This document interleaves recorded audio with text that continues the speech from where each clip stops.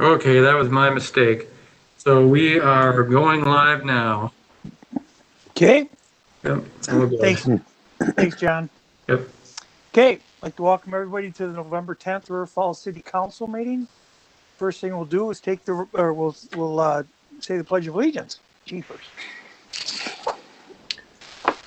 I pledge allegiance to the flag of the United States of the United States of America, to the republic and to the republic stands, for which it stands, one nation, under God, indivisible, with liberty and justice for all.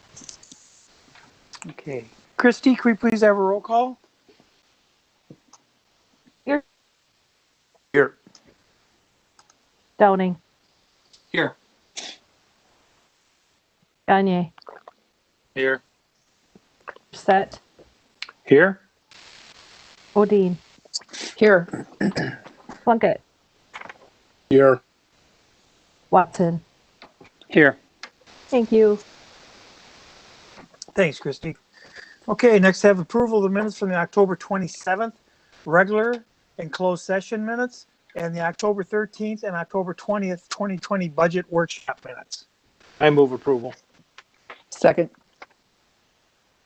Okay, Christy, we have a first and a second, Christy, on the minutes. We have a first by Mr. Moore, second by Ms. Odine. Start the vote with Mr. Moore set. Aye. Watson. Aye. Plunkett. Aye. Gagne. Odine. Aye. Erstead. Aye. Downing. Aye. Thank you. Okay, thanks, guys. Thanks, Christy. Okay, next we'll move into public comments. John, do you know, is there anybody in the audience? We have the bills, Mr. Mayor. Oh, I'm sorry. I'm sorry. Mr. Downing has the bills for us. Mr. Mayor and Council, I move approval of the bills in the amount of $2,289,907.75, subject to the comptroller. Second. Okay, Christy, we have first and a second on the bills. Mr. Downing, second. Mr. Bierstead. Start with Mr. Watson on the vote. Aye. Plunkett. Aye. Bierstead. Aye. Morissette. Aye. Gagne. Aye. Downing. Aye. Odine. Aye. Thank you. Thank you. Okay, next we're going to public comments. John, was there anybody there? No, there isn't anyone here today. Okay, thank you. Yep. Okay, next move on to an update on the EMS. Yep, May I Oh, have public yep. comment? go ahead, Mr. Downing. Thank you. I'd just like to take an opportunity to thank all the servicemen for our Veterans Day week from the council and our mayor. We always appreciate what you do. Thank you. Yep, good point, Sean. Very good. Okay, next we'll go to an update on our EMS transmission. Our Assistant City Administrator, Jason Stroud, will fill us in. Thank you. Good evening, Mayor and Council. Hopefully you can hear me okay. I guess I'll ask for forgiveness ahead of time. It's the first time I've done one of these with you all from home. So if I have to mute quick, it's because I'm screaming at kids to be quiet. I've already left it on my free time. And I took them off their streaming devices so there's no latency issues. So I'm asking them to bear with me. I should probably tell you, I have Dave Madison and Matt Bouthele from Alina EMS joining us. And I'll get to a slide where I tell you a little bit about them, and I'll certainly give them a minute or two if they want to speak towards the end as well, or they can take questions along with me from any of you as needed. So just give me a moment to switch to a shared screen.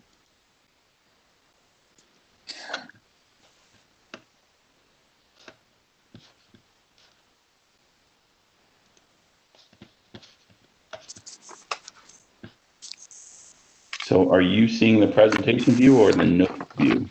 Notes view. Yep. Okay. How about now? Nice. Okay. All right, so figured we're in the home stretch here of the EMS transition, and I thought it would be a good opportunity to kind of give you a quick update on how things are going and what lies ahead in the very near future, and especially because of some other related matters on your agenda tonight, I wanted to kind of proactively address those as well. So it's probably good first to take a look back on what brought us to this point, just as a quick refresher for us all. If you'll recall, back in 2017, you had a consultant firm come in and do a third-party assessment of EMS within the city. And I did an internal feasibility assessment last year where with both identifying the option of transitioning EMS to a non-governmental organization as a viable alternative for long-term sustainability. So that's something we spent a good deal of time last fall talking together about. We had a joint workshop with the council and advisory board back in October where we discussed this in length. We got your kind of concurrence and approval to move forward with issuing an RFP to non-governmental EMS organizations to see who may be interested in partnering with us. Alina EMS was the respondent who we chose to pursue a partnership with, and we met with them and you through a workshop back in January. And then it was in February of this year that you formally approved the notion of transitioning from providing EMS ourselves to partnering with Alina as our NGO partner. We worked out terms of a contractual agreement and presented that to you in March, in which you approved, and that was fully executed in July. And since then, Alina has been busy preparing to kind of take on the operation. And that includes getting licensed to operate within the state of Wisconsin by the Department of Health Services EMS section and having their operations and staffing plan approved by the state. And that took place back in August. So kind of where we're at now, Alina has been working very hard with our current staff to get them onboarded and trained and ready for the transition. I'm very pleased to report that all of our full-time EMS staff have chosen to accept employment offers from Alina, and they will continue to serve in our community. The majority of our part-time staff as well will continue to serve in our community through affiliation with Alina. We do have a couple part-timers that will not, and for the most part, that's because they're either choosing to retire from EMS as a whole, or they may work for another healthcare or EMS employer where it's somewhat of a conflict if they were to go to work for Alina. But overwhelmingly, the majority of all of our staff are staying on board. Alina worked out its own individualized agreement for facilities with the city of Prescott. If you recall, we will be leasing our ambulance station at 175 East Cedar to Alina, and they, several weeks ago, they brought a contractor in and began a build out, if you will, of that station to meet their needs as is permissible by our lease agreement with them. I went in there, I stopped in there last week. It's amazing what a coat of paint and some fresh and some new LED lighting will do. I'll be honest with you, I was kind of jealous. I was like, wow, you guys made the place look really snazzy. So they're wrapping that up. They'll be purchasing our fleet and some of our capital assets. They've taken our fleet of vehicles in and rotated them through their fleet services and gotten them ready for service according to their standards and outfitted them as such. They've taken on the work of working with St. Croix and Pierce County dispatch centers to integrate their call flow and 911 workflows with those centers, and that is all coming along as it should. They have promoted a supervisor to serve here as our dedicated River Falls operations supervisor, and that's Matt Buthelay. Hopefully I'm saying that right. And Matt will report to Dave Madison, and some of you may recall, you've probably seen Dave before or worked with him before. Prior to hiring me as the EMS director, Dave is who Alina provided as the interim EMS director coverage here in the city of River Falls. And Dave has deep roots here in the River Falls community, I believe, as he grew up here. So Matt will be our day-to-day River Falls supervisor, and I believe Matt will report directly up to Dave. I also do want to mention real quick, Katie Fry, who has been serving as our interim EMS coordinator and has done a wonderful job with that. She will be staying on board with Alina. Part of her new role will be to assist Matt with kind of some clinical coordination in field training matters and assist him however he may need. And we'll continue to see Katie in our community. We're working on public notification of the transition. That's going to include updates to our city website this week in anticipation of the transition next week. We are doing some pinned headings on Facebook, and in the winter newsletter, we'll do in-depth articles about the transition.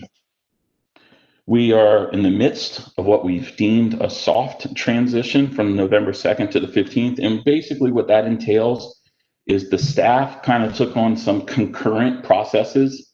Since they still work for us and still providing EMS on behalf of us, legally, we have to do state reporting through our system in our EMS billing program.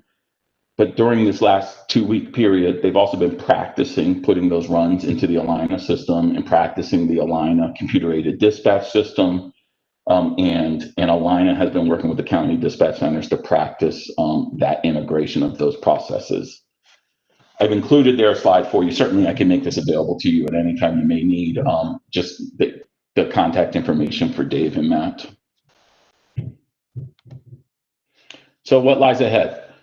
So we are, our agreement with Alina was to completely transition no later than January 1st, 2021. And at this point, we're well ahead of schedule to complete a full transition on next Monday, November 16th. And I put in here just a reminder for you, since it's been a while since we talked about it, what exactly that means, what they're going to provide us. And so they contractually are going to provide us at least 2 ALS ambulances 24/7. I'll inject a note that to remind you that mirrors what we are currently staffing. We currently staff 2 ALS ambulances. Alina will also staff a 3rd ALS advanced life support ambulance daily from 9 a.m. to 10 p.m. And that's to help with some of their interfacility work, because contractually we included the clause that their interfacility transfers cannot interfere with the 911 service obligation to us. They do have response time goals that they're subject to meet. We set those at a 90th percentile. I will be working in the very near future to finalize the 2021 through 2025 agreements with the towns. If you recall, all of our participating towns gave us an indication that they were on board and wanted us to kind of negotiate this grand package on their behalf. The Prescott Prescott Area Fire and EMS Association, which represents the city of Prescott, the town of Oak Grove, and 40% of the town of Clifton, they've all approved signing the new agreement. The town of Troy has signed and turned in their agreement. Kinnickinnick Township has signed and turned in theirs. I've spoken with the chairperson for the town of River Falls. They are going to be signing theirs, and as has Pleasant Valley, who we serve 50% of, and the town of Clifton for the remaining 60%. They've all indicated they're going to sign. We actually ran into a little bit of delay of getting physical signatures because of COVID, because some of those town meetings were canceled. And so that's kind of what's led to the delay. We need to have those signed prior to January 1st, and we're on track to do so. Some things I'll be working on in the fairly near future.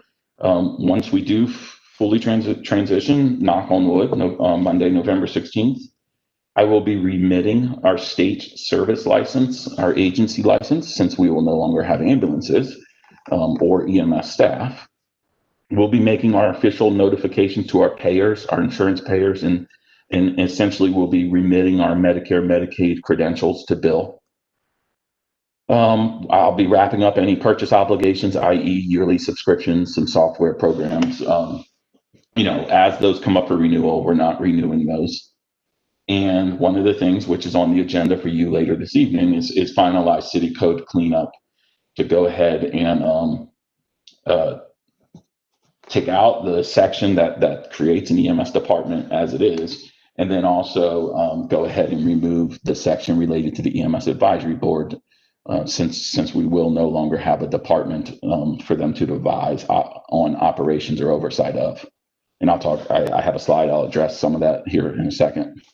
I do want to mention to you, obviously, we are still going to actively manage any EMS billings for patient care runs that we attend to through up until 6 a.m. on Monday.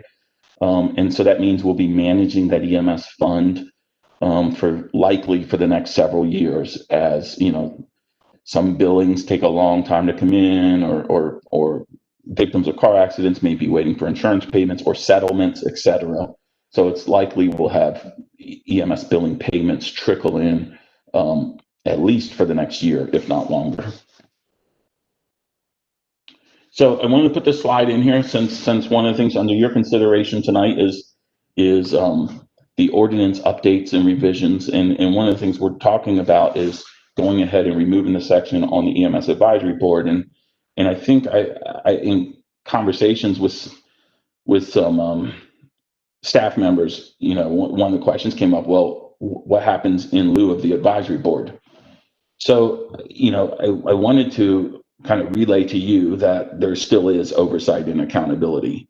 And in many ways, I would offer that there's probably more so in this industry than there is in many of the others we as a city deal with.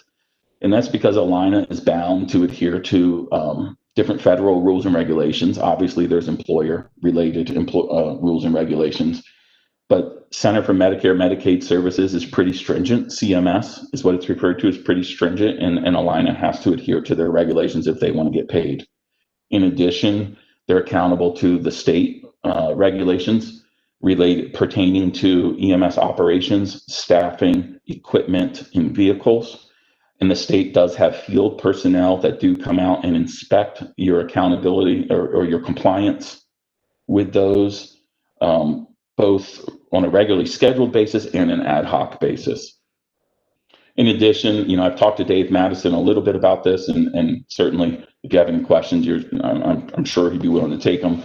But just generally, as a business unit of Alina, Alina EMS has some corporate accountability and corporate compliance. Alina certainly doesn't want to risk their good name potentially being damaged in the community by any actions. So they have their own internal corporate compliance and accountabilities.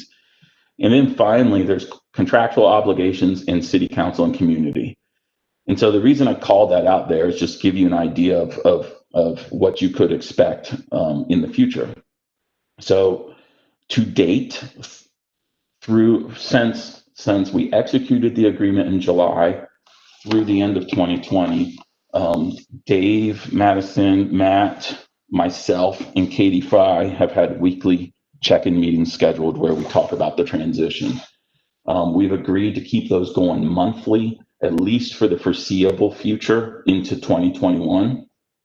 Alina is contractually bound to provide us quarterly performance reports. My intention would be to forward those on to you in agenda packets to accompany the administrator's report as I get those. One of the things we talked about with Alina, I think one or more of you may have previously requested this, and Alina is prepared to do, and we did include it in the contract, is to appear before council annually to give a report. I would look for that typically to be scheduled in May to coincide near EMS week. Obviously, citizens and patients may contact us directly and provide us with feedback, and or at any point during future customer service or citizen service surveys that we periodically do, we can include questionnaires related to satisfaction with the ambulance service if they've had occasion to use it. And then open door two-way communications. Alina has demonstrated over the last several years that they're a sound partner of ours, and they pick up the phone when we call. So, and it happens all the time. I'll call Dave Madison with a question. Sometimes in the evening, I'll call him. He answers the phone, or he calls me. I answer the phone. So we maintain direct two-way communications as well. So I guess in closing, I think the intention moving forward is that the day-to-day contract administration will remain part of my portfolio, at least for the foreseeable future. My intention is to keep you informed as much as you want. At a minimum, we'll including those quarterly performance reports in your agenda packets, and making you aware of issues should they arise, although obviously I'm hoping that's not the case. And finally, I just put a note in there. I just want to commend the council on making this decision to transition. You know, we've been going at this for a while now, and certainly there's been some bumps in the road. I think overall we've been thoughtful about this, and you know, with much thanks to your leadership, and we've gotten through this pretty well. You know, just recently I read some headlines. I believe it was Baraboo Ambulance District that serves Stevens Point. They just recently announced they're moving some of their ambulances into fire stations because they're trying to find a way to cut costs and not sustain their own EMS buildings. You know, there was a headline just the other day: South Shore Fire District near the Milwaukee area was significantly increasing their transport rates because they're losing money and they're trying to find a way to make it all work. You know, I think this choice you made helps ensure, you know, that we have a sustainable, high quality EMS service for the community for the long term. And I think had you not made this choice, I think we'd be challenged to be able to say that. So certainly I thank you for that. The work's not done. We'll continue to monitor it and kind of undoubtedly there'll be some lessons learned as we go through this, or we may hit a hiccup here or there, but we will, you know, we have every intention of being transparent and maintaining open communication with our new EMS partner, Alina, and with you. So I guess I would real quick, I guess let me end that, if I can do this correctly. So I guess I would just defer to Dave Madison or Matt Bouthillet to see if I missed anything either of them wants to add in, or at least, or if they want to say hi. I do not know if they have camera ability or not. So Dave, Matt, are you able to unmute yourself and at least say hi? I am. I figured out my challenge was I needed to be on Google Chrome. Okay. So I can start off on behalf of Alina and Alina Health EMS. So thank you, Jason, and Mr. Mayor and council members. Thank you for this opportunity to meet with you. I wish we could be in person, but unfortunately, the pandemic, we have to rely on technology. So, you know, Jason did bring up a lot of things that I was going to bring up as far as transitional work, and I think did a fantastic job filling you in on the work that has been going on for about the last 5 to 6 months. I feel confident that we're in a good place to start at 6 a.m. on Monday. The other important thing that Jason brought up, and he said it several times in this presentation, was about partnership. And one thing that I am really big on in all the communities that I'm responsible for, which is close to about 40 different communities, is the relationships that we have not only with city leaders, but the relationships that we have with our other public safety partners, primarily law enforcement and fire. And, you know, I've spent some time with Chief Young and Chief Nelson, and we introduced Matt to them here a couple weeks ago. And my philosophy of leadership and my philosophy and expectations of Matt is to continue to build these strong public safety relationships. We're all in the service of public safety, which is taking care of people and protecting and serving. I think that it's impressive that over 90% of the staff from River Falls EMS are staying on and becoming Alina Health employees. Because really what it comes down to is when somebody calls 911, they're usually not having a good day, especially when it's in a medical emergency. And most people could care less what your ambulance looks like or the patch on your shoulder. It really comes down to high quality pre-hospital emergency care, which you guys have been lucky to have for years. And you have that expectation from the medical director, Dr. Joey Duran, who really drives the clinicians to be the best they can. And those are the same clinicians that are going to be staying and working and delivering that care to the communities. And then the other part is it's important for the clinicians to have a compassionate demeanor. And again, you have that, and that's going to be a continued expectation of mine. I know that's a continued expectation of Matt. So partnership and being able to take care of people is the most important thing, not necessarily the truck, patch on the shoulder, and that type of thing. They have been working out of an Alina branded rig over the past week and a half. And that is exactly what Jason said. They are practicing with some of our technology and some of the new equipment that they are being trained to use. And it's all going well. And like I say, it's been a lot of work. And thank you, Jason, for being my sidekick at the city and helping me out so much. It's been an absolute honor to work with Jason. I look forward to continuing to work with him. And Scott, for that matter, over that time when I was here filling in as director of the operation. So with that, I'll let Matt introduce himself, and we'll feel free to ask some questions should you have them. So Matt, here you go. Greetings. These two are tough to follow. I gotta say that. So it's been an honor so far. The staff out here have been great, and I'd be remiss if I didn't thank them for how open they've been of myself and Dave in the Alina team that we've had out there and during this transition. There's a real passion to serve the community, and I know that that's deeply rooted in myself and also in Dave. And I look forward to keeping that going. There's a real drive to serve the community out here, and I'm very, very much looking forward to that. It is an absolute pleasure to meet all of you. Hopefully, like Dave said, in person one of these days, sooner than later. It's an honor to be a part of your community, and we're gonna wear that badge loud and proud. And I want you guys to know that I'm always a phone call away should anything come up. Do not hesitate to reach out. Thanks, Dave and Matt. So I guess Mayor and Council, I guess with that, we're certainly happy to take any questions you may have.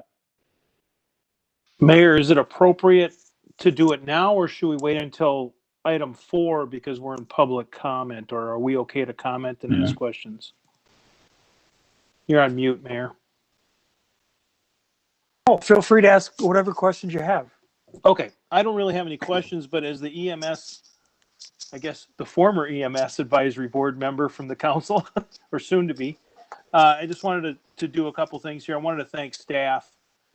Jason and Sarah specifically put a lot of time and effort into this process. Brant was also there, but Jason and Sarah really did a lot of financial modeling and did a lot of things that really made this decision clearer for both the advisory board and the council. I also think it's important to recognize the advisory board. We do a lot of heavy lifting in a lot of our committees in the city. This was a heavy lifting item. There was some real passions about where this board was going and the direction we should take. And we came together as a board, and I know Mr. Watson was on prior to me, and so he witnessed it as well. So there was a pretty good discussion about this and coming on the decision to make the recommendation to the city council. So I just wanted to thank those two groups. And I just had a quick question for either Matt or Dave. So we're going to start staffing that third ambulance at the hospital on Monday. Is that correct? So the third ambulance will start to be staffed on Monday. It will be stationed at the River Falls ambulance station and not at the hospital, at least initially. Oh, okay. All right. And then finally, as I talked to members in the community, I asked Jason to present at the Rotary Club I belong to. I met with some individuals and groups and so forth, and I've asked the same question of people. And one gentleman in the community gave me an answer that I thought was pretty funny, and I thought I'd share it with everybody. But I asked them what their thoughts were about, does it matter what it says on the side of the ambulance? To Dave's point about it doesn't matter what's on the side of the ambulance or the patch on our arm. And he looked at me and he said, as long as it doesn't say meat locker on the side, I'm okay with it. So I thought that was a pretty good sentiment for the community. And I thought I'd pass that along. So that's all I have, Mayor. Thank you. Mr. Mayor. Thank you. Yeah, Mr. Downing. On page 98 of the packet, at the very bottom of it, it says the fund is expected to have an unrestricted fund balance of $340,000 as of January 1st, 2023. My question is for both Jason and City Administrator Scott Simpson. What does the packet mean in its entirety of the scope when it uses the word unrestricted in regarding to the fund balance for EMS balances? Councilmember Downey, that's a projection of what we expect to have after at that point in time. So that takes into consideration all the receivables we think we'll have during that period and all the expenses that we'll have. The unrestricted fund balance essentially includes cash and accounts receivable. So the bills that people owe us that we expect to collect, not the ones that we don't expect that are written off, but at that estimate though, that's likely to be almost entirely cash because we would have been, the bills at that point would be, 3 years out. And so there wouldn't be much expectation that we'd be collecting those. So at that point, we're expecting it is primarily cash. And that's based on our budget projections of where we're at today, what we think we'll take in for the billings we have remaining. We will still have some expenses in running the fund. So even though we're not staffing the ambulances, we still have some accounting expenses and other things. And then it does include the revenue that we'll get from renting the station and the sale of the equipment. And Scott, if I could maybe tag team on, and Sarah could certainly maybe correct this later. I think she's going to be presenting with you. But I think by including that phrase unrestricted, basically we're not restricted to spending it on any one certain thing. It can be spent as council chooses. And I think that's more of just a governmental accounting phraseology. So that's projected as a whole then? Yeah, we wouldn't owe it's not a fund that we have set aside to pay some other bill. That's the money. That's essentially equivalent to our checking balance. Okay, thank you. So, does anybody have any questions for Dave and Matthew?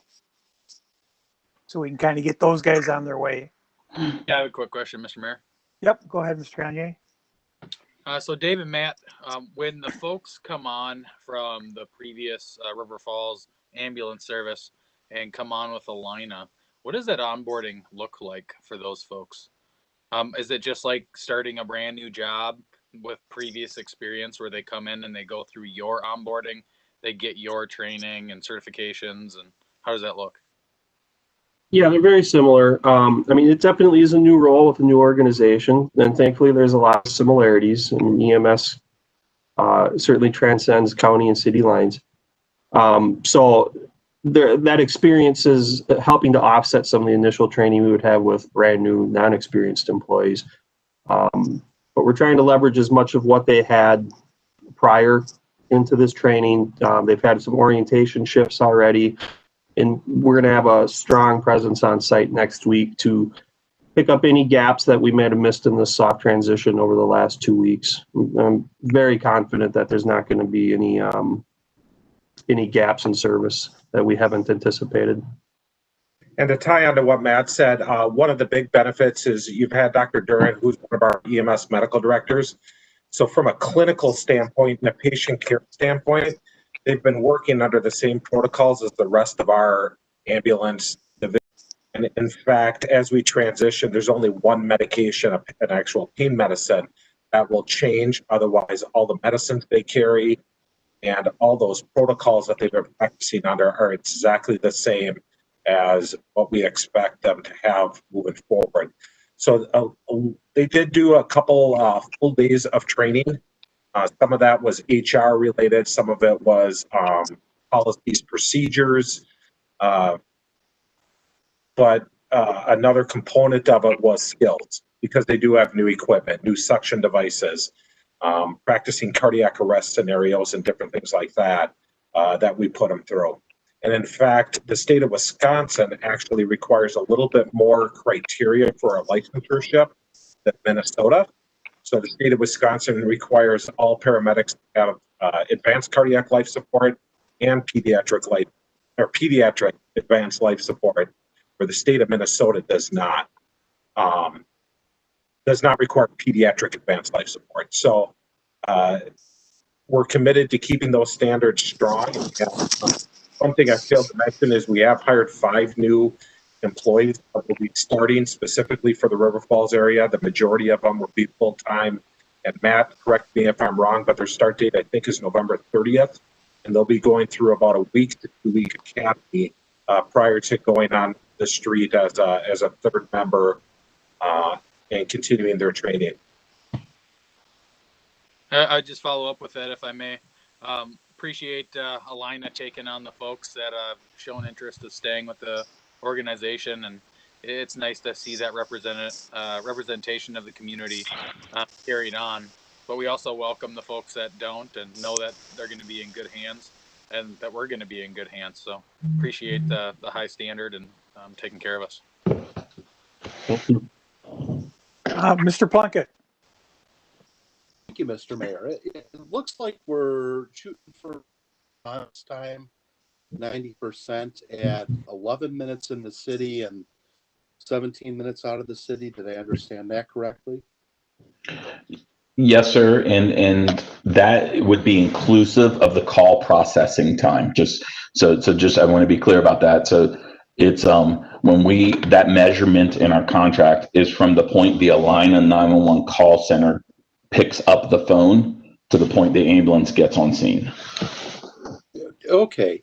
And looking at the National Fire Protection Association 1710, it looks like they're shooting for a 90% response time of, let's see, 1 minute for dispatch, 1 minute for turnout, 4 minutes for drive time. So 6 minutes. Is there a reason why we're shooting for a 90% response standard of 11 minutes instead of 6?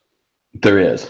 So I think, and oh my goodness, I would love to speak to you for hours about this, and I know the mayor doesn't want that. So no, so the NFPA standard, so I believe what you're referring to is their structural fire response time. I could be mistaken. However, they still do, though, have certain recommendations for shorter response times for EMS calls. What I would point out is when so what you'll often find cited, and I believe NFPA 1710 has this as well, is a response time recommendation of 8 minutes and 59 seconds for advanced life support emergencies, or at least when I was dealing with it heavily, it had it. That was not inclusive of call processing time. So that would be in addition to. So the other piece of that is it's not scientifically backed and it's not evidence-based. And so when those recommendations came from one study years ago that dealt with cardiac arrest patients, that the best chance of survival was early defibrillation, they have not since been modified with the adaptation of increased public CPR, access to AEDs, et cetera, plus not taking into account those adult cardiac arrest calls are less than like most agencies, less than 1% of your call type. There's a lot more that goes into it, but it's certainly a fair and thoughtful question. But the 4 minute piece I thought had to do with either structural fire or first response, not the ambulance response time. Oh, you're muted, sir. You're muted. Ben, you're muted. Sorry, thank you. I'm not an expert on that by any means. And so much more. Might be my internet if it's blinking on and off. Is that working on your guys' end? Yep. There you go. Okay. Sorry. Yeah, thank you. You know much more about this than I do. And how does that 11-minute time compare to what we're currently achieving and with what you think is reasonably achievable? So if you would have asked me 6 months ago when we were dealing with this heavy, I would have the numbers ready to quote you, and unfortunately I don't. I will tell you that it's very comparable, if not a little bit better, and I'll tell you how I qualify that, and can quantify it. So River Falls EMS, we averaged calls within the city. We averaged, and certainly there's a difference between 90th percentile and averages. But so we averaged a call response time of 8 minutes or less, I believe, for the most part. That was not inclusive of call processing. And so the reason I keep stressing that is that's a factor that the EMS agency can't control because the county dispatch center answers the phone. So some of those calls take 1 minute to process. Some of them can take 2 or 3, depending if the caller is giving information. Maybe they hang up before a location is identified, so they have to geolocate using their mapping system. So that call processing time can add anywhere from 1 to 3 to 4 minutes on top of your response time. So the idea that we're holding them to a standard of, essentially 11 minutes. When you're dealing with 90th percentiles, you give them the 59 seconds, but essentially 11 minutes, which includes the call processing time, which can be anywhere from 1 to 3 minutes, I imagine. That's pretty comparable to what how we averaged an 8-minute response time. I hope that made sense. Jason, maybe for everybody's just refresher, one of the things that I found interesting was the medical dispatch piece that we have added to this. Maybe you want to just talk quickly about what we have today for dispatch and what we are going to and the benefits of what we're going to. If you want to that might be helpful. Sure. So you may be aware that there's such a thing called emergency medical dispatching. And so there's different programs that call centers use to basically lead a caller through a query or through a flow chart that is based on a if this then that premise. So they start asking questions and narrow down what a condition may be. The development of these programs are overseen by physicians, and so they can give pre-arrival instructions based on the responses to the if this then that questionnaires. And they can give pre-arrival instructions on how to help talk somebody through childbirth, providing CPR, bleeding control, what to do if they haven't found somebody potentially overdosed, whatever it may be. Prior to our transition with Alina, that is offered in St. Croix County, especially and within our response area portion of St. Croix County. Pierce County Dispatch Center to date does not have that capability. I think they are interested in it, but generally as a county, they don't have that capability yet. They are getting the call information and dispatching resources. So Alina is a fully accredited EMD center using a medical priority dispatch center system. So when they get the call transferred to them from Pierce County, which they've worked out this call flow with the sheriff and her staff, when they get the call, they'll be able to initiate those pre-arrival instructions. So all of our service area, which includes those portions of the towns that are on board, which regardless of what county you reside in, will have access to pre-arrival medical instructions. Okay. Anybody else have any questions? Jason, quick follow-up question for you. I think that's great that they'll have instructions before they arrive on scene. That's phenomenal. One question is, Pierce County still doing jailer dispatchers, or do they have dedicated dispatchers now? I believe they have dedicated dispatchers. So yeah, they've split their. I'm not sure if it was January 1st of this year or if it was coinciding with the new jail building opening, but between the new jail opening and now, they've transitioned to I believe they call them civilian dispatchers. So they may have ended up doing law enforcement dispatchers, but I believe the sworn law enforcement officers are now in the jail, and then the dispatch is a separate operation. Correct. And then it's got the different lieutenant, I think, or captain in charge of each of those sections. Sorry, I'm probably got the ranks wrong, so apologies ahead of time. Thank you. Okay. Okay. Anybody else? Okay. Well, thanks, Dave. Thank Matthew. We greatly appreciate you guys being here tonight, and we really look forward to a long and healthy relationship with you guys. Thank you, Thank you, Mr. gentlemen. Mayor. Appreciate it. Absolutely. Yep. Thank you. Thank you very much. Have a Have good a good night. night.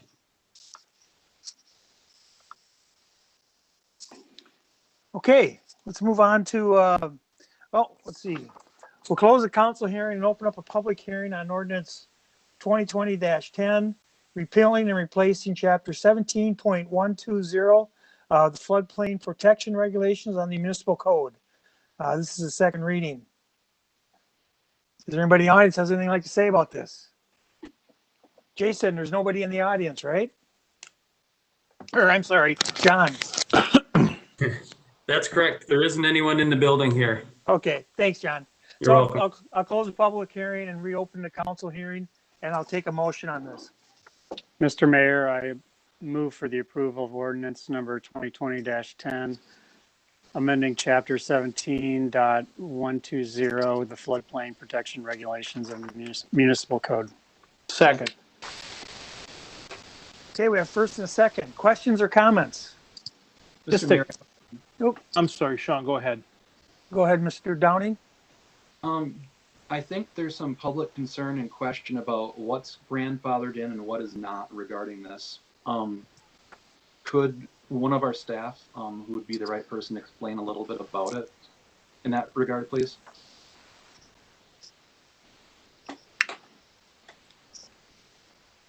Scott, do we have anybody here? Well, I can try to answer that question, but yeah, we've got other staff that's available. But in particular, is there a certain section or provision? Yes, I actually, the sewage systems and the wells. Yeah, I think Community Development Director Peterson can likely provide an answer to that. Sure. I would have you take a look at section 17.120.070, which is non-conforming uses. So essentially, Sean, I saw your question earlier, and if I'm reading it correctly, if, once this ordinance passes, if there is a house in the city and their septic and well are in the flood fringe, do they have to immediately come into conformance because this ordinance passes? And they would not. They would become a non-conforming structure or use as per the ordinance, and there is a long section of how those uses will then function. Essentially, once the septic or the sewer become obsolete and need to be upgraded, they would need to conform at that time. Or alternatively, if there was a flood disaster, then they may have to come into conformance sooner, but otherwise they're grandfathered in to a non-conforming use. Thank you for explaining the specifics, Amy. I think we'll have some relief citizens. Oh, it's a good answer. Thank you. Thanks, Amy. Somewhat related, we received, and by we, I mean the mayor and council, right before the meeting, 6:14, from who I assume is a resident who is having a hard time getting the link to work in the agenda center. So if we could make sure that link is corrected. I did forward on her email to Assistant City Administrator Stroud to follow up on later. So Jason, if you get a chance, if you could take a look at that and maybe circle back with the citizen and get her taken care of, I'd appreciate that. I will let you know that the links appear to be working correctly to me. So I will circle back to make sure I'm understanding your concerns correctly. Okay, thank you. Any other questions or comments on this? Okay, Christy, we have a first and a second on ordinance 2020-10. We have a first by Mr. Watson and Mr. Morse. That will start the vote with Ms. Plunkett. Aye. Bodine. Aye. Watson. Aye. Gagne. Aye. Morset. Aye. Bierstead. Aye. Thank you. Thanks, Christie.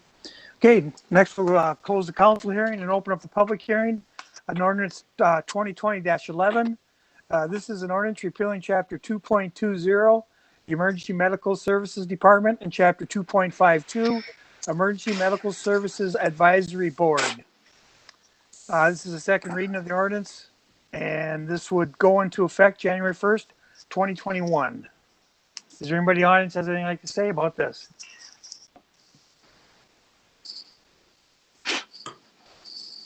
And again, there isn't anyone here. Oh, yeah. Thanks. Thanks, John. Okay, we'll close the council or close the public hearing and reopen up the council hearing, and I will take a motion on this. I make a motion we approve ordinance 2020-11, repealing chapters 2.2 and 2.52 of the River Falls City Municipal Code. Second. Okay, got a first and a second. Questions or comments? Mr. Mayor, I have one question. Yep, go ahead, Sean. More of a comment, I should say. It says once transition staff will keep council regularly informed of pertinent EMS matters and happenings within the city. However, it does not say anything about keeping the community itself informed, which is why I think an ad hoc committee is important. So I'm in favor of this. It does keep the council, mayor, and the reports and the city staff, and I support the recommendations of having the public oversight committee in the form of an ad hoc EMS committee, like the packet talks about. It would be beneficial for creating a level of direct community oversight when needed, and much like the packet says, toward the end of the contract term, provide the citizens input process regarding the revision and renewal of the EMS contract and intergovernmental service agreements. So it helps with planning as well as community engagement. So we have an open process for the public to weigh in on. So I like the idea of a ad hoc committee, and I think it wouldn't be too much of a burden since it would only be used as needed. Is that right? I guess that's my question for Mr. Simpson. I think in the packet it was talking mostly about at the end of the contract when they're going to renew it. Right, and it could be used for that as well as needed if there was any public input. And I guess that's my question. If I might, I can just comment. I'm sorry, Scott. I'll just comment from the conversation that was had at the EMS committee meeting. We talked about this a lot. There was a lot of discussion about this, and at the end of the day, we kind of came down on the idea that we're now entering a contractual agreement with them, and with direction to Jason by both the council and the EMS board.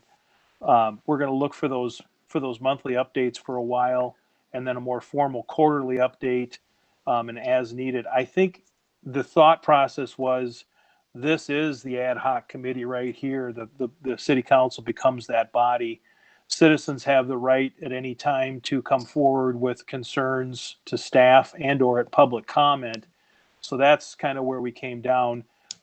Recently, Councilmember Odine and I just sat yesterday on a opening of an RFP for our city accounting services. I would view at the time that this comes up some type of committee like that again to re-examine the RFP or the EMS situation. But that was sort of the spirit of the conversation that took place in the EMS meeting. So I don't know if that helps Sean or not, but I just thought I'd add that for your information.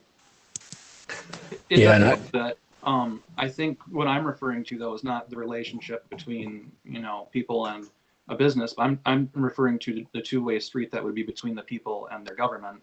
So they would have a committee that would actually take their concerns and list them so they could put it into that once a year report. That if they had any, that would be there to be discussed for the ad hoc committee. So I think we're talking about something that's almost the same. I'm just looking at maybe a little bit differently. If I may, I think, so Councilmember Downing, you're referring to the ad hoc advisory committee that's the provision, and that's what we were essentially as staff referring to. So you're eliminating kind of the standing committee by law, so to speak, by the ordinance and codes that the city sets up, and then the council and or the mayor and the council and the combination have the ability to set up advisory, kind of these ad hoc, or what's called an ad hoc citizen advisory under 23610 in our code. So that's a policy decision of the mayor and the council to determine if you want, those are all advisory to the council. So they would be, if you want to separately create a committee, you certainly could do that. And those can be for whatever duration or purpose that you determine that they're important for. In the absence of that, then obviously the council as a whole is the committee for all of the other decisions that aren't delegated to the city administrator or some other official of the city. So I think I understand you as saying you're in favor of kind of decodifying obviously the department that doesn't exist and the committee that was assigned to that department, but you're in favor of creating an ad hoc citizens committee specifically for EMS. Correct. As in the packet, it talks about to the extent of the use, and I look at it, much like Mr. Morris was saying, but you might, add the phrase as needed so people could, how do I put this, connect with the city and just let them know their experience if they feel the need to share how they were treated with it. Yeah, and understand that the staff is not planning nor is empowered to set up an ad hoc advisory committee on its own, so that you need essentially to get, from a basic understanding, the city attorney could advise otherwise, but 4 of you need to believe that that's an important thing to do, and then we could certainly get that set with. Also, I believe the mayor could believe it's important to do and do it independently as kind of a mayor's blue ribbon committee or something separately. He has authority as the chief executive to do that. So, but there's no action tonight that's guaranteeing that occurs. That's not the action that's before us. All right, thank you.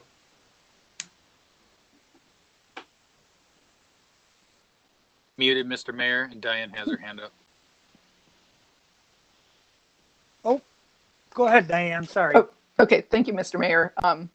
Yeah, my understanding of what's before us, though, is that there's nothing in it that would prohibit creating some kind of ad hoc committee if in the future we needed it.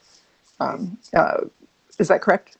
That's Mr. correct. Simpson? Okay. Yeah, the understanding was you could do it whenever you want.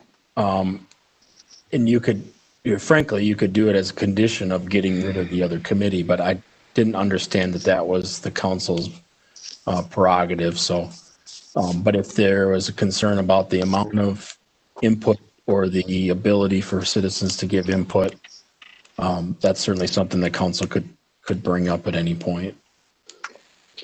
Personally, if someone has an issue at this point, I'd prefer they come straight to the council.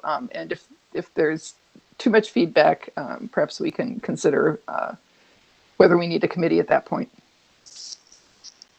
Okay. Anybody else have anything? Mr. Mayor? Yep. Go ahead, Chris. One thing in my conversations with Administrator Simpson and my one-on-ones was exactly what Sean's saying. I was concerned about the oversight, wanted to make sure that the citizens had a voice and a place to come address people, but then also some professionals or citizens like we currently have on that advisory board, previous EMS people, people that have set up our original EMS and were highly involved. That was important to me as well, and it still is. I think the transition that I've seen, though, and some of the things that Jason has said tonight, Assistant Administrator Stroud has said tonight, is there is a lot of oversight, not just from us, but from Alina's board members, from their own corporate. They have regular meetings. They have regulations they have to follow. They have regulations that they have to follow from us in our contract. But then also, if Joe Citizen from across the street or someone else has a problem with our EMS, now they can come talk to me. And obviously I'm going to light up staff and go, okay, what's going on here? find out what's going on with the situation. And I think it's a little bit more powerful coming from a council member than just an ad hoc citizen at that point, because it's another citizen going to another citizen, right? Instead of just going to an elected official that actually has the authority to come before the city administrator, along with 4 other people and say, we have a problem, we need to fix it. So I agree with the sentiment, and I was in the same boat, but I think I've made that transition of going, I'm happy with quarterly reports, and I want to see those reports. As the city administrators get those from Alina, I think it's extremely important that the council, at least this first year, sees those quarterly, so we can kind of look at response times. We can look at the quality of care that we're being provided. And if something happens between now and then, that's just me and Sean, and other council members can come before the city administrator and say, we need to make this, tighten the ropes a little bit stronger. So that's where I stand. I think what Jason said is probably a good move. And I'm in favor of this agenda item. Else? Mr. Mayor. Yep, go ahead, Hal. I agree with that. Thank you, Mr. Gagne and Ms. Odine, for both of your points. And just from my perspective, I want to really thank Mr. Stroud. Jason, I think you've done an exceptional job of leading us through this process, and as well as the EMS board and Mr. Morissette, thank you for your help in that area as well.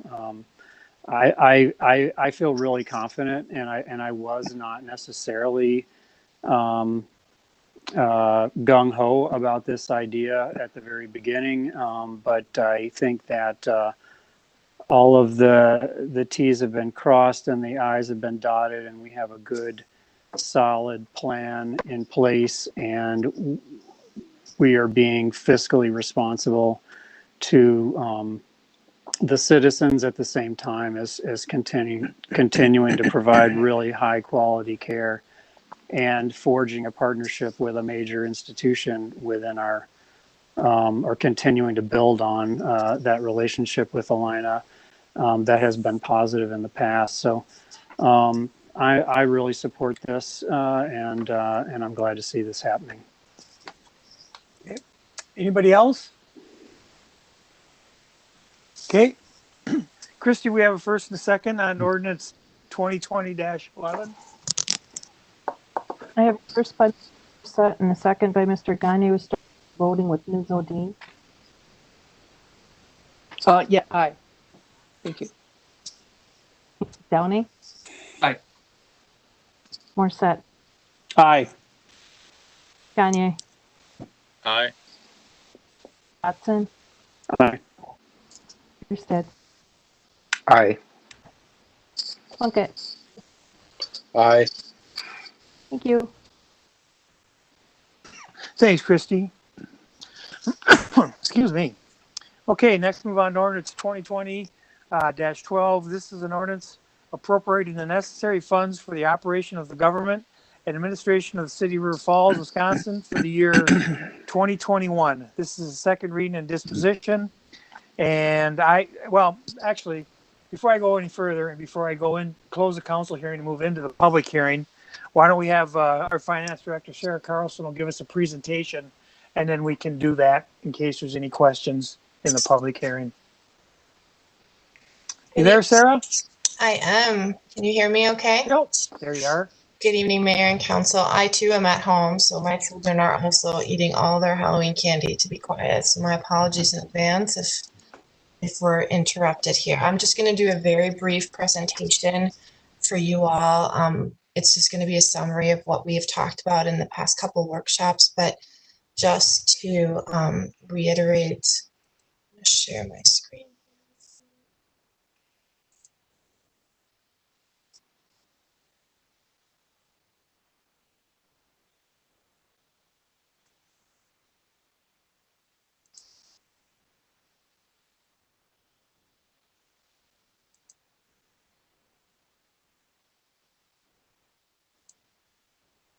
All right, so the purpose of this slide is just to revisit with you all the budget process. And As a city, we use a strategic plan to direct our resources. We also have a fiscal plan that uses a long-range view to think about our fiscal resources. And the budget is a 2-year guide that's based on the fiscal plan. And the budget includes the funding and the staffing plan for all of our operations, including those that we use for property tax dollars. And so the purpose of this slide is really to illustrate that the budget that we're presenting and that you would be voting on this evening is not a surprise. It's built on strategic initiatives and guidance that you've given over the past several years. And so the action, just in summary of what you're taking tonight, we're approving a 2-year budget plan. The total is $82,552,737. You're approving it by functional area and fund, and you're giving the authority to staff to implement that plan. It's also the approval of the levy for 2020 that's to be collected in 2021. And the total of that levy is $6,996,000. It's an increase of 1.98%. And that is the equivalent of what the net construction is between our two counties. So that would mean that the net increase for average taxpayers should be 0, considering the growth. It's authorizing the levy on all taxable properties as well. And included in this budget, and it's not on this slide, is our 2021 capital plan. We are planning, as we've discussed, to do a long-term 5-year plan next year that's going to look out further. That's really all that I had prepared for you this evening. I'm happy to take any questions that you might have. I'm going to stop sharing here. Before we do anything, let's. I'm going to close the council hearing and open up the public hearing to see if there's anybody in the audience has anything they want to say first. John, there again. Is there anybody there? Nope. This is John. There isn't anybody here in the council chambers. Okay. So we'll close the public hearing and we'll open up the council hearing, and I'll take a motion on ordinance 2020-12. Mr. Mayor, I move for the approval of ordinance 2020, ordinance appropriating necessary funds for the operation of the government administration of the city of River Falls for the year of 2021. Second reading, obviously. Yeah. Second. Okay, we got a first and a second. Questions or comments now? Mr. Mayor, I have a question. Yep, Mr. Downey. Sarah, how do you feel about the city's use of the sinking funds and as far as this budget goes in the future? We're not using a significant amount of sinking funds. I do think the use of sinking fund is appropriate because it helps you plan for the future. I think what this council has done and continues to do is really building a very healthy undesignated fund balance, which is, as I think about it, just basically a sinking fund for the general fund. And that's a very prudent thing to do. I think where necessary, we're certainly putting money away as to not to have big expenditures surprise us. But I also would say we're not doing that unnecessarily as to increase the burden or the cost in the current year. Does that answer your question? Yeah, thanks for the detail. Yeah, of course. Anybody else have anything? Mayor? Yep. Go ahead. Sarah, a quick question for you. I know we had 2 workshops on the budget. Has anything changed since the last workshop? Everything is pretty much the same. It looked like it was to me when I was going through that. Was there any changes at all? There were none. Thank you for asking. I should have pointed that out. We have made no changes since you saw it last. And that 0% net increase, that's on a $200,000 home in River Falls? Yeah, it would apply to all homes, but what we had given you specific in dollars was just on using a $200,000 average home. But the idea would be that net new construction would basically absorb the increase. Now, it's worth pointing out, and I appreciate you bringing this up, that this is only on the city portion of the tax bill. So there are other taxing entities who certainly are putting together their own budget and their own levy. So it doesn't mean that the average taxpayer isn't going to see a change in their tax bill. For the city portion, the average impact is 0. So the folks at home, I know we put together for many years a little rubric and that, like all the dollars and what taxing. Can you just quickly state what those other taxing jurisdictions are? Absolutely. Yep. It's the county, it's the school districts, it's CVTC, so our technical college, it's us, and then it's our tax increment districts. Is the state in there as well? The state is not in there. Am I misspeaking now? Scott, you certainly correct me if I'm wrong. I believe you're correct. There was a state forestry tax, but I believe that part of the changes in state budgets in the last couple rounds have been to either reduce to 0 or remove that line. Awesome. Thank you, Sarah. Thank you, Scott. Of course. Thank you. Anybody else? Okay, thanks, Sarah. Appreciate it. Thank you. Okay, Christy, you have a first and a second on ordinance 2020-12. I have a first by Mr. Morissette, a second by Mr. Bierstead. Start the voting. I'm sorry, first by Mr. Gagne, by Mr. Bierstead. Start the voting, Mr. Gagne. Okay. I'm sorry, Chris, was that a yes? Yep. Thank you. Plunkett.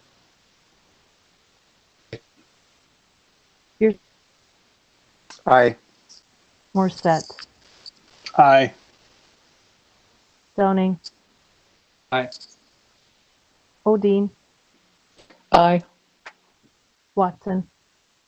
Aye. Thank you. Thanks, Christy. Okay, next move on to administrator's report. Scott, if you got anything for us or if anybody has any questions for Scott. I just have a couple of things to mention.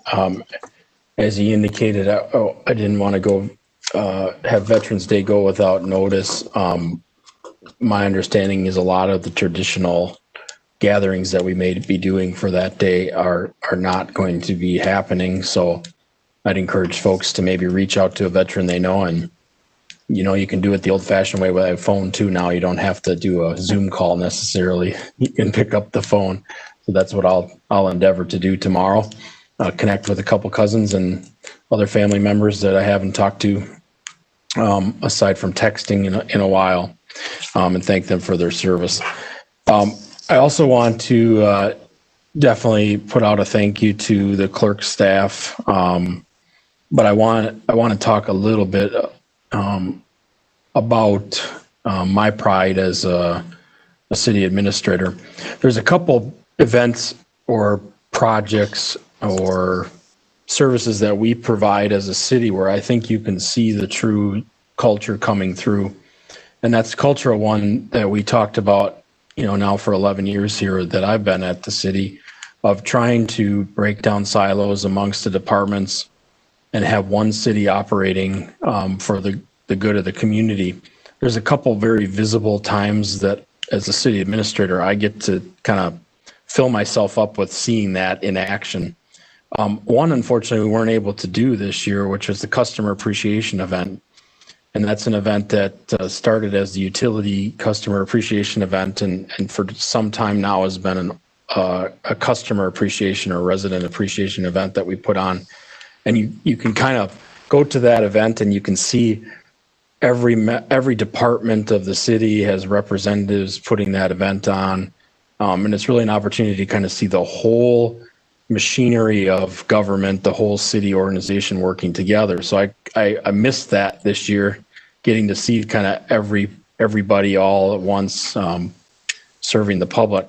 Elections really is that other time that it's very, very visible to me that the culture of the city of River Falls is different than other places, and different in a good way, that all of those departments, every department comes together to kind of get something done. And so I had a lot of pride visiting the various polling stations and the central count, and knowing all the work that leads up to the elections, for setting up, physically moving things around and setting it up, having various departments and different colored pickup trucks driving around, dropping things off and setting up. It was really something, a pretty impressive site. So we do have a wonderful clerk staff.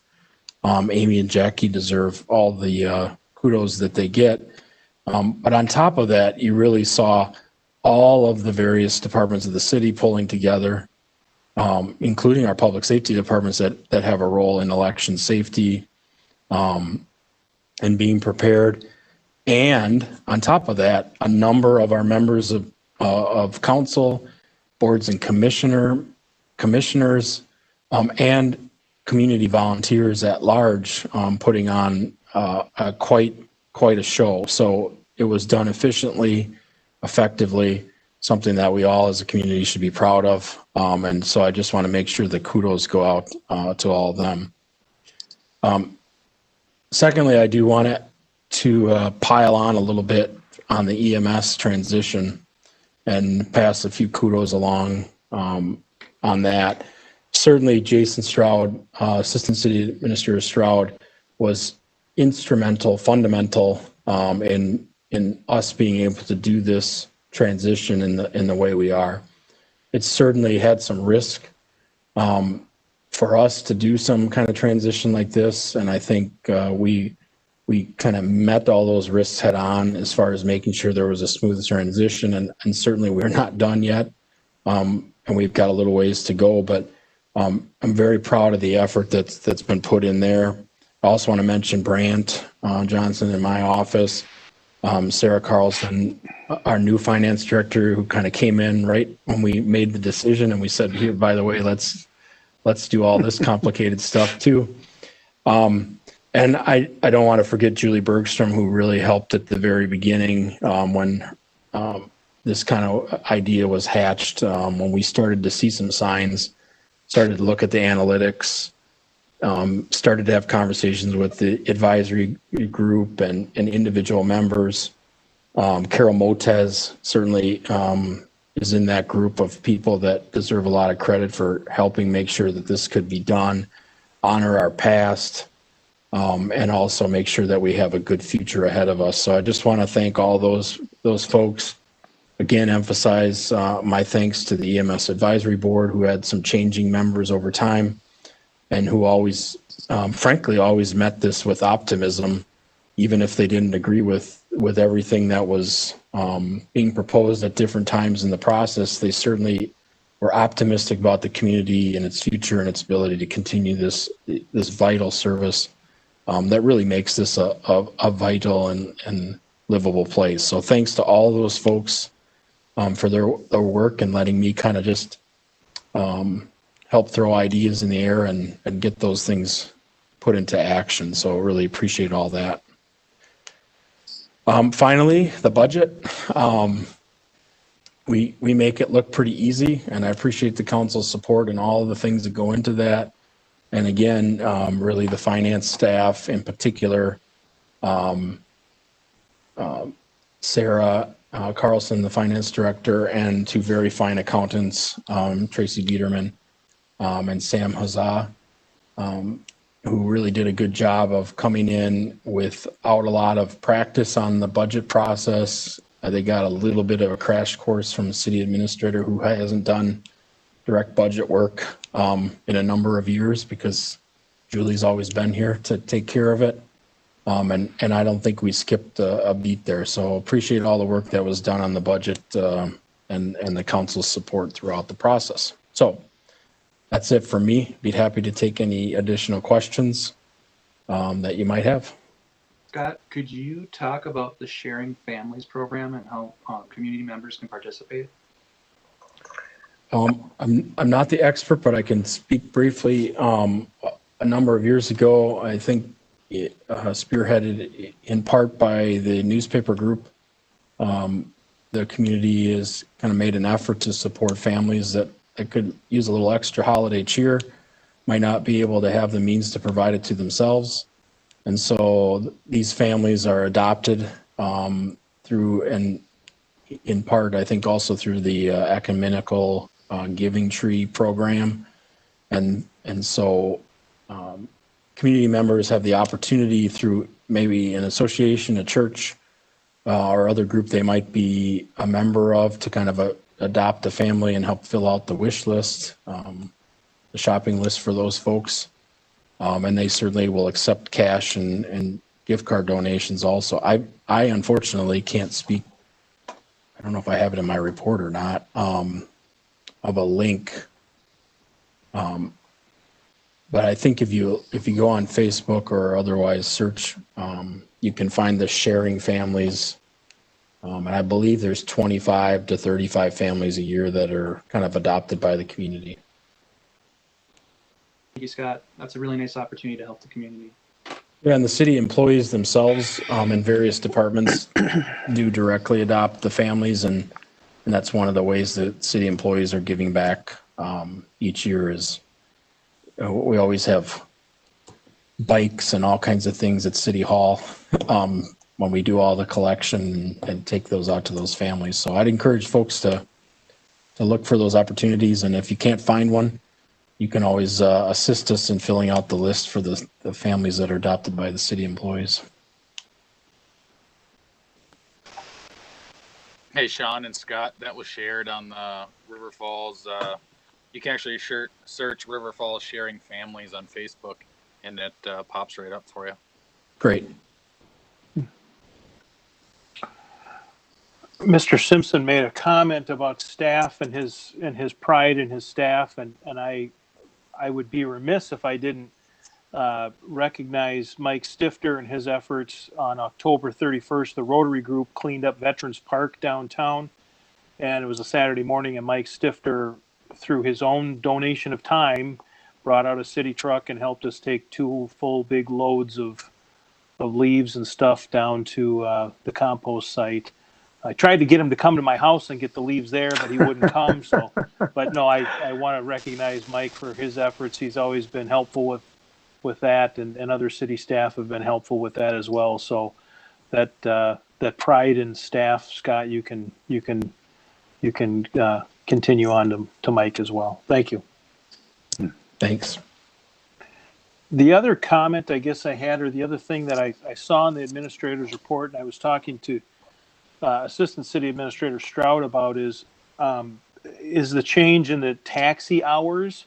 And I understand we changed those back in, I think it was May and then August, based on ridership and some other things based on COVID. But as we come into the holiday season, I'm just wondering if it wouldn't be prudent for us to get that information back out again in some social media posts for people who use it. Weather's going to go turning bad as we speak. And so people who rely on that service might need it even more. So just a suggestion. Yeah, thank you for that.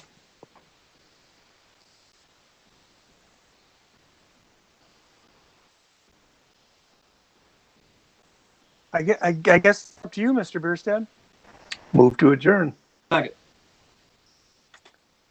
Christie, we have first and a second to adjourn. Mr. Bierstead. Aye. Mr. Downing. Aye. Plunkett. Aye. Odine. Aye. Yay. Aye. Hudson. Aye. Morissette. Aye. Thank you. Thanks, Christy. Okay, we're adjourned. Thank you, everybody. Thanks, guys. Good night, everyone. For everybody's good work. Good night, everybody. Thanks, staff. Thanks for all the Good night, staff folks. members today showing up. Appreciate it.